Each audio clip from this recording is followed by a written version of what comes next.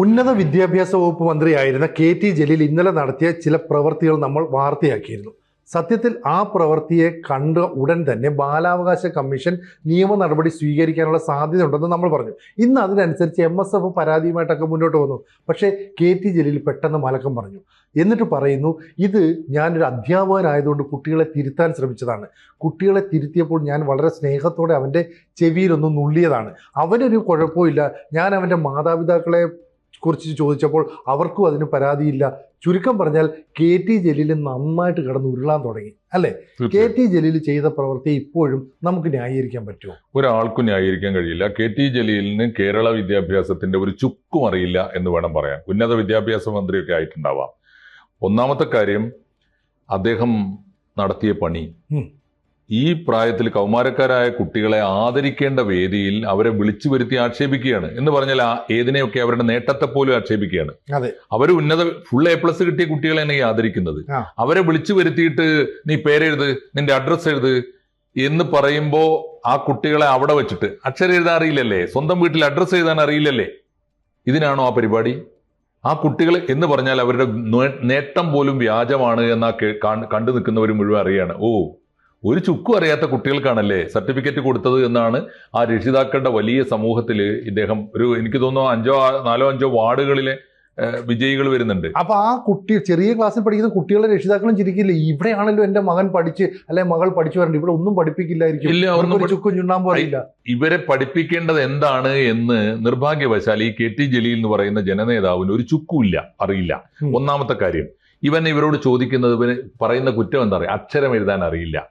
ഏത് കാലത്തിന്റെ കുട്ടികളാണിതെന്നറിയോ? കേരളത്തിൽ നടന്ന വലിയ വിദ്യാഭ്യാസ പരിഷ്കാരം ഉണ്ടായിരുന്നു, അതിനെക്കുറിച്ച് വല്ല ധാരണയും അദ്ദേഹം വീട്ടിലൊന്ന് ചോദിച്ചാൽ അദ്ദേഹത്തിന് അറിയില്ലെങ്കിൽ അദ്ദേഹം കുറച്ചു കാലം പഠിപ്പിച്ചു എന്ന് പറയുന്നത് കോളേജിലാണ്, അതിന്റെ കഥ വേറെയാണ്. പക്ഷേ അദ്ദേഹം സ്കൂളിൽ എന്താണ് പഠിപ്പിക്കുന്നത്, സ്കൂളിലെ വിദ്യാഭ്യാസത്തിന്റെ രീതി എന്താണ്, അക്ഷരം പഠിപ്പിക്കുന്നുണ്ടോ ഇല്ലേ എന്ന് സ്വന്തം ഭാര്യയോടെങ്കിലും ഒന്ന് ചോദിക്കണമായിരുന്നു. കഴിഞ്ഞ 10-15 കൊല്ലമായിട്ട് കേരളത്തിൽ അക്ഷരം പഠിപ്പിക്കേണ്ടിയിരുന്നില്ല. ഞങ്ങളൊക്കെ ആ പരിഷ്കാരത്തിന്റെ കൂടെ DPP എന്ന് പറഞ്ഞ പരിഷ്കാരം വന്ന അന്ന് തൊട്ട് അക്ഷരം ഒരു തെറ്റല്ല, ഞങ്ങൾക്ക് കൃത്യമായ ഇൻസ്ട്രക്ഷൻ ഉണ്ടായിരുന്നു. അക്ഷരത്തെറ്റിന് കുട്ടികളുടെ മാർക്ക് കുറക്കരുത്.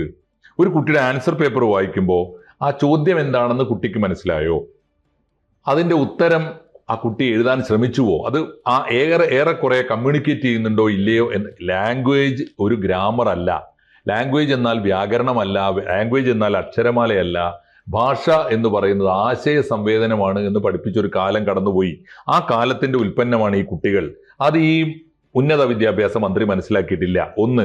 2, ഇനി ഒരു സിസ്റ്റം 10-12 കൊല്ലം പഠിച്ചിട്ട് പുറത്തു വന്ന കുട്ടികൾക്ക് സമ്മാനം കൊടുക്കുമ്പോൾ ആ കുട്ടികൾക്ക് അക്ഷരം അറിയില്ല എന്ന് വെച്ചോ, ഇനിയിപ്പോ ജനറൽ നോളജ് ചോദിച്ചിട്ട് ആ കുട്ടികളെ ഉത്തരം മുട്ടിക്കാൻ നിങ്ങൾക്കൊന്നും അറിയില്ല എന്ന് തെളിയിക്കാൻ, ഇത് ഒരു തന്ത വൈബിന്റെ കാലമാണ്. എന്താ കാര്യം എന്നറിയോ? നമ്മുടെ കുട്ടികളെ ആക്ഷേപിക്കാൻ അവസരം കാത്തിരിക്കുക. കുട്ടികൾക്കൊന്നും അറിയില്ല, നമുക്കല്ലേ വിവരമുള്ളത്. കുട്ടികൾക്ക് അക്ഷരം അറിയില്ല, നമുക്കല്ലേ അക്ഷരം അറിയുക.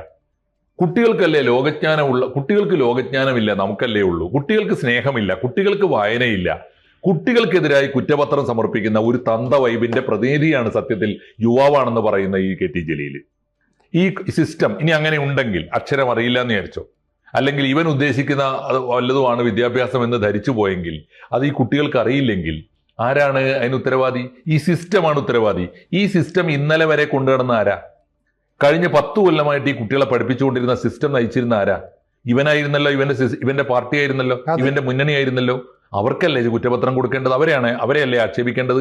ചെവിക്ക് പിടിക്കേണ്ടത് ബിന്ദുവിനെയും ഒക്കെ അല്ലേ, വിദ്യാഭ്യാസ മന്ത്രിമാരായിരുന്ന ആളുകളല്ലേ, ശിവൻകുട്ടിയൊക്കെ അല്ലേ ചെവിക്ക് പിടിക്കേണ്ടത്? അതിനിവൻ തയ്യാറായോ? ഇനി വേറൊന്ന്, ഇവൻ എന്താണ് സ്ഥാപിക്കാൻ ശ്രമിക്കുന്നത്? ഇവന് വിവരമുണ്ട് എന്നതിന് എന്താ തെളിവ്? ഞാൻ തിരിച്ചൊരു ചോദ്യം ചോദിക്കട്ടെ. അതിനകത്ത് ആർജവമുള്ള മക്കളുണ്ടായിരുന്നെങ്കിൽ ആ വേദിയിൽ സദസ്സിൽ ഇരുന്നുകൊണ്ട് ചോദിക്കുമായിരുന്നു, സാറേ ഞങ്ങൾ 10 വാക്ക് വേർഡ് ഡിക്റ്റേഷൻ തരട്ടെ, സാറ് എഴുതി തരുമോ? തിരിച്ച് ഉറപ്പിച്ചോ? ഞാനാണെന്ന് വെച്ചോ, സിനു ആണെന്ന് വെച്ചോ, അല്ലെങ്കിൽ ഈ കേരളത്തിലെ ഏത് മന്ത്രിയാണെന്ന് വെച്ചോ, കുട്ടികൾ മലയാളത്തിലോ ഇംഗ്ലീഷിലോ അവർക്ക് ഇഷ്ടമുള്ള 10 വാക്കുകൾ എഴുതാൻ കൊടുത്താൽ മലയാളവും നമ്മൾ തെറ്റിക്കും, ഇംഗ്ലീഷും നമ്മൾ തെറ്റിക്കും. എന്നാ കെ.ടി. ജലീൽ, ഞാൻ വെല്ലുവിളിക്കുന്നു ജലീലിനെ, ഞാൻ തയ്യാറാണ്. ആർക്കും 10 വാക്കുകൾ ഞാൻ പറയാം, കെ.ടി. ജലീൽ അക്ഷരത്തെറ്റില്ലാതെ എഴുതട്ടെ. പോട്ടെ, മലയാളത്തിൽ എത്ര അക്ഷരമുണ്ട് എന്ന് ഒറ്റ ചോദ്യം ചോദിച്ചാൽ കെ ടി ജലീൽ പറയുമോ മുഴുവൻ അക്ഷരങ്ങൾ? എണ്ണം പോലും തെറ്റിച്ച് പറയും പലപ്പോഴും. നമ്മൾ ആരായി കുട്ടികളെ ചോദ്യം ചെയ്യാൻ? അതൊരു പ്രധാനപ്പെട്ട കാര്യമല്ല. ഇനി ഇത് ചോദ്യം ചെയ്യാനുള്ള ഇവന്റെ അർഹത എന്താ? ഇവൻ മന്ത്രിയായി എന്നുള്ളതാണ്. ഇതൊരു മാതൃകയാണോ നമ്മുടെ പുതിയ കുട്ടികൾക്ക്? കെ ടി ജലീൽ എന്ന 4 പേര് അറിയുന്ന പദവിയിൽ എത്തിയത് ഏത് വഴിക്കാണ്? അത് സാധാരണ കുട്ടിക്ക് കൊടുക്കാവുന്ന ഒരു മാതൃകയാണോ? എങ്ങനെ? ഒന്ന്, കെ ടി ജലീലിന്റെ വരവ് അംഗീകാരം, കെ ടി ജലീൽ MLA ആവുന്നത് എന്താ? കാലുമാറ്റം എന്ന് പറഞ്ഞാൽ ഒരു രാഷ്ട്രീയ പാർട്ടിയിൽ നിൽക്കുന്നു, അവിടെ കലഹം ഉണ്ടാക്കി പുറത്തു പോകുന്നു, വേറൊരു പാർട്ടിയിലേക്ക് മാറുന്നു. അതാണോ കുട്ടികൾക്ക് കൊടുക്കാവുന്ന ഒരു മാതൃക? ഒന്ന്. നമ്പർ 2, ഇയാള് നിരന്തരമായിട്ട് അംഗീകാരങ്ങൾ നേടിക്കൊണ്ടേയിരുന്നു. അതിന് കാരണം എന്താണെന്ന് അദ്ദേഹം തന്നെ പറഞ്ഞിട്ടുണ്ട്. പല ഇന്റർവ്യൂവിലും കെ ടി ജലീൽ പറഞ്ഞിട്ടുണ്ട്. എന്താണ്? എനിക്ക് ഗോഡ് ഫാദേഴ്സ് ഉണ്ടായിരുന്നു. ഗോഡ് ഫാദർമാർ വളർത്തിയെടുക്കുന്നതാണോ കുട്ടികളുടെ കഴിവ്, കുട്ടികളുടെ സ്കില്ല്? സെൽഫ് മെയ്ഡ് ആയിട്ടുണ്ടാവേണ്ടതല്ലേ? പിണറായി വിജയൻ ഇദ്ദേഹത്തിന്റെ ഗോഡ് ഫാദർ ആയിരുന്നതുകൊണ്ട് MLA യും മന്ത്രിയും ഒക്കെ ആയി.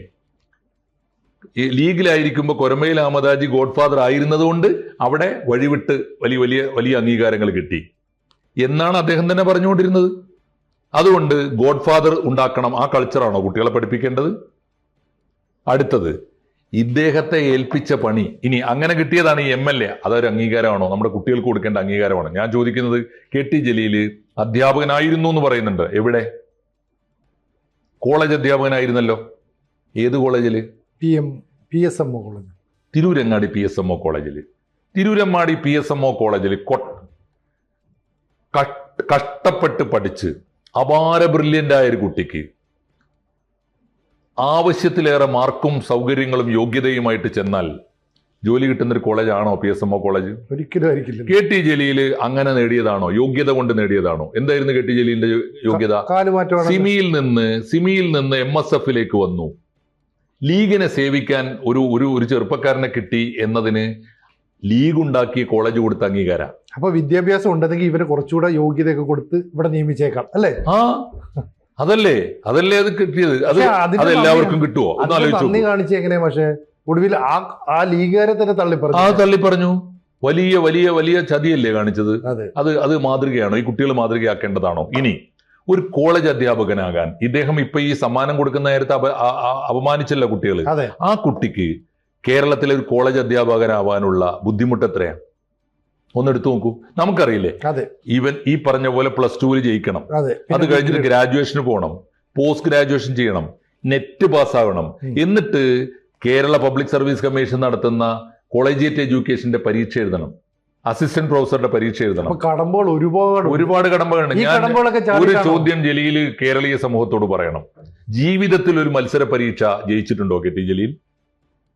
അതില്ലാത്ത ഒരാളാണ് ഈ കുട്ടികളോട് വലിയ വിജയം നേടി വന്ന കുട്ടികളെ ആക്ഷേപിക്കാൻ നിൽക്കുന്ന പൊതുവിജ്ഞാനം, അക്ഷരം എഴുതാൻ അറിഞ്ഞൂടാ.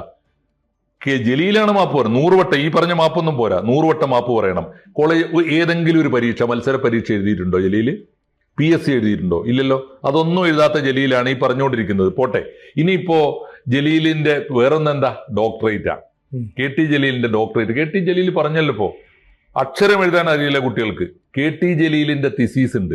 മലബാർ കലാപത്തെ കുറിച്ചാണ് തിസീസ്. ഒരു വായനക്കാരൻ എന്ന നിലയിൽ ഞാൻ കണ്ടത് വെച്ചിട്ട് ഞാൻ പറയുകയാണ്, പുസ്തകമായിട്ടുണ്ട്. ഇദ്ദേഹത്തിന്റെ രാഷ്ട്രീയ സ്വാധീനം ഉപയോഗിച്ച് സാക്ഷാൽ മമ്മൂട്ടിയൊക്കെ കൊണ്ടുപോയി ആ പുസ്തകം പ്രകാശനം ചെയ്തിട്ടുണ്ട്. ഞാൻ അതൊന്ന് വായിച്ചു നോക്കിയിട്ടുണ്ട്. മലബാർ കലാപത്തെക്കുറിച്ച് 10-22 പുസ്തകങ്ങളെങ്കിലും വായിച്ചു നോക്കിയ ഒരു ചെറിയ വായനക്കാരൻ എന്ന നിലയ്ക്ക് ഞാൻ പറയട്ടെ, ആ കൂട്ടത്തിൽ ഇത്ര ചവറായൊരു പുസ്തകം ഞാൻ വേറെ വായിച്ചിട്ടില്ല. ഒന്ന്. രണ്ടാമത്തെ ഒരു കാര്യം, അതിന്റെ ഇംഗ്ലീഷ് കണ്ട ആളുകളുണ്ട്. അതിന് ഡോക്ടറേറ്റ് തിസീസ് ഇംഗ്ലീഷിലാണല്ലോ. അത് കണ്ട ആദരണീയനായ ഒരു അധ്യാപകൻ, ഞാൻ തൽക്കാലം അദ്ദേഹത്തിന്റെ പേര് പറയുന്നില്ല, എന്നോട് പറഞ്ഞത്, മാഷേ, ഇംഗ്ലീഷിൽ ഒരു വാചകം പോലും തെറ്റുകൂടാതെ എഴുതാൻ അറിയാത്ത ഇവനാണോ ഡോക്ടറേറ്റ് കൊടുത്തതെന്നാ. ഇനി ഡോക്ടറേറ്റ് കൊടുത്തതിന്റെ തിസീസ് വേറൊന്ന് ഞാൻ പറഞ്ഞുതരാം. കെ ടി ജലീൽ ഒരു സംഘടന ഉണ്ടാക്കിയിരുന്നു. ലീഗ് വിട്ടുപോന്നിട്ട് ഇപ്പോഴാണല്ലോ CPM-ൽ ചേർന്നത്. അവസാന കാലത്ത് എല്ലാ പണിയും കഴിഞ്ഞിട്ട് CPM-നെ തോൽപ്പിച്ച് മണ്ണടിഞ്ഞു കഴിഞ്ഞിട്ടാണല്ലോ. അവനെ കൊണ്ടാവുന്ന വിധം CPM-നെ തോൽപ്പിക്കുന്നതിൽ വലിയ പങ്ക് വഹിച്ചിട്ട് തവനൂര് പോലെ CPM-ന്റെ കോട്ട തോറ്റമ്പിയപ്പോ ആണല്ലോ CPM-ൽ പോയി ചേരുന്നത്. ആ CPM-ൽ എന്താ സ്ഥിതി ഒന്നാലോചിച്ച് നോക്കൂ. ആ CPM-ൽ ചേരുന്നതിന് മുമ്പ് CPM-ന്റെ സഹയാത്രികനായി സ്വതന്ത്ര MLA ആകുന്നതിന് മുമ്പ് ഇദ്ദേഹം ഇടക്കാലത്ത് ഒരു പാർട്ടി ഉണ്ടായിരുന്നു, നാഷണൽ സെക്യുലർ ഫ്രണ്ട് എന്തോ എന്നതിന്റെ പേര്. അതിന്റെ president KT Jaleel, vice president ആയിരുന്ന ഒരു ജമാലുദ്ദീൻ സാർ ഉണ്ടായിരുന്നു, തിരുവനന്തപുരത്തുകാരൻ. അദ്ദേഹം കോളേജ് അധ്യാപകനാണ്, റിസർച്ച് ഗൈഡാണ് ഹിസ്റ്ററിയിൽ. അപ്പൊ കാര്യങ്ങൾ അദ്ദേഹമാണ് ഗൈഡ്. എങ്ങനെയുണ്ട്?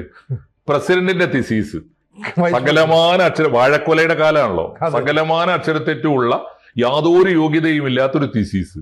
അതിന് റിസർച്ച് ഗൈഡ് ആരാ? Vice president. കേരളത്തിലെ ഡോക്ടറേറ്റിന്റെ ഒക്കെ ഗതി നമുക്ക് അറിഞ്ഞൂടെ? കുട്ടികൾക്ക് കൊടുക്കേണ്ട മാതൃക അതാണോ? ഇതാണോ മാതൃക? KT ജലീലിന് ഈ കുട്ടികളെ ഒരു കാര്യം ഉറപ്പിച്ച് പറയാൻ പറ്റും, KT ജലീലിനെ പോലെ ഒരാൾക്ക് നമ്മുടെ നാട്ടിലെ കുട്ടികളെ ഉപദേശിക്കാനോ തിരുത്താനോ അവരെ ശിക്ഷിക്കാനോ ചോദ്യം ചെയ്യാനോ ഉള്ള യാതൊരു അവകാശവുമില്ല. ധാർമ്മികമായ അവകാശവുമില്ല, വിദ്യാഭ്യാസപരമായ അവകാശവുമില്ല. ആ കുട്ടികളെ ആക്ഷേപിച്ചതിന് കേരളം ശരിക്കും ജലീലിനെ ജനകീയ വിചാരണ ചെയ്യണം. അതാ വേണ്ടത്. ആ തരത്തിലുള്ള അബദ്ധമല്ലേ, മണ്ടത്തരമല്ലേ കാണിച്ചത്? എന്താ ഇവന്റെയൊക്കെ വിചാരം? ഒരു വേദിയിൽ ആളുകൾ വിളിച്ചു എന്ന് പറഞ്ഞാൽ അവിടെ കൂടി വന്ന മുഴുവൻ ആളുകളെ ആക്ഷേപിക്കാന്നോ? തലമുറകൾ പൊറുക്കില്ല, ചരിത്രം പൊറുക്കില്ല. അത്ര വലിയ പാപമാണ് ഒരു കാലത്തും പൊറുക്കാൻ പാടില്ല ജലീലിനോട്. എന്തായാലും മുട്ടം പണി തന്നെ വരാനുള്ള സാധ്യതയുണ്ട്. ഇനി ബാലാവകാശ കമ്മീഷൻ കേസ് എടുക്കുകയാണെങ്കിലോ അല്ലെ MSF ഇതുമായിട്ട് മുന്നോട്ട് പോവുകയൊക്കെ ചെയ്താൽ എന്താണ് സംഭവിക്കുക എന്നുള്ളത് നമുക്ക് കാത്തിരിക്കാം. തീർച്ചയായിട്ടും നമ്മുടെ വിദ്യാഭ്യാസ മന്ത്രി പറഞ്ഞിട്ടുണ്ട്, MSFകാർ പറഞ്ഞതാണ് ഇപ്പോൾ ജലീൽ എന്തോ വലിയ കുറ്റമായിട്ട്. MSFകാരും പറയണ്ടേ? വിദ്യാർത്ഥികൾക്ക് വേണ്ടി പറയാൻ ഏത് വിദ്യാർത്ഥി സംഘടന പറഞ്ഞാലും ശരിയല്ലേ? വിദ്യാഭ്യാസ മന്ത്രിയും പറഞ്ഞിട്ടുണ്ട്. അത് രാഷ്ട്രീയ വിരോധം കൊണ്ടൊന്നും പറഞ്ഞല്ല, പറഞ്ഞത് അക്ഷരാർത്ഥത്തിൽ ശരിയാ. ആര് പറഞ്ഞാലും KT ജലീൽ ശരിയല്ല, KT ജലീൽ ചെയ്തത് ശരിയല്ല എന്ന കാര്യത്തിൽ 2 വട്ടം ആലോചനയില്ല.